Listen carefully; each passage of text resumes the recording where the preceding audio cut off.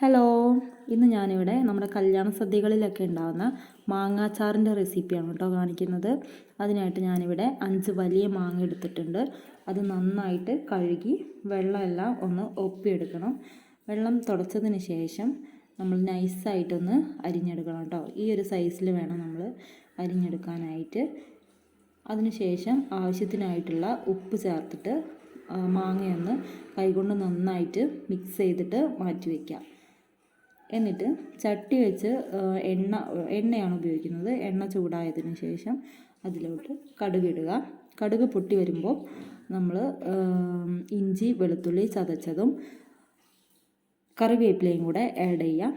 രണ്ടും കൂടെ നന്നായിട്ട് മൂത്ത് വരുന്നത് വരെ ഇളക്കുക. അതൊന്നും മൂത്ത് പച്ചമണമൊക്കെ ഒന്ന് വിട്ട് വരുന്ന സമയത്ത്, നമ്മുടെ എണ്ണയൊക്കെ തിളച്ച് വരുന്ന സമയത്ത് ഫ്ലെയിം ഒന്ന് ഓഫ് ചെയ്ത് വെക്കുക. ഫ്ലെയിം ഓഫ് ആക്കിയതിന് ശേഷമാണ് നമ്മൾ ആവശ്യത്തിനായിട്ടുള്ള മസാലയൊക്കെ ആഡ് ചെയ്യുന്നത്.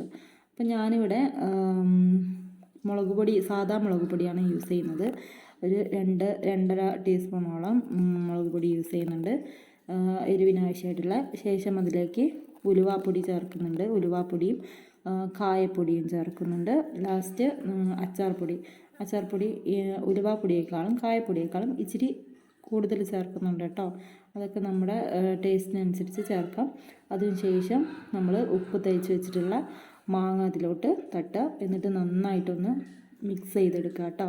നന്നായിട്ട് മിക്സ് ചെയ്തെടുത്തതിന് ശേഷം നമ്മൾ ലാസ്റ്റാണ് നമ്മൾ സുർക്ക ഒഴിക്കുന്നത്. ആവശ്യത്തിനായിട്ടുള്ള സുർക്ക ഒഴിക്കുക. സുർക്ക ഒഴിച്ചതിന് ശേഷം ഒന്നുകൂടെ മിക്സാക്കുക.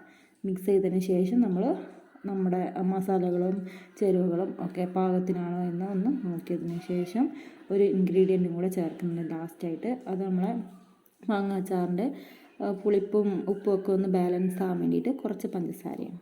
അപ്പോൾ ഇത്രയേ ഉള്ളൂ റെസിപ്പി. ടാറ്റാ.